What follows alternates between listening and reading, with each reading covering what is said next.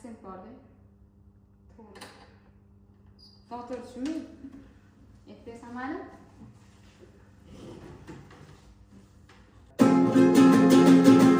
Canım anam, damarında kanım anam, cennet ayaklarındadır gülistanım anam. Sensiz düzmez yüreğim, Allah ayırmasın.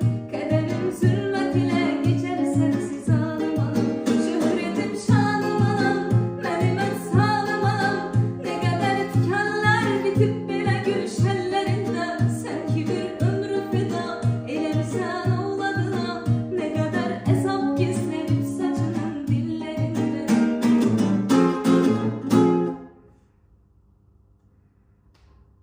Kali, te görüyoruz.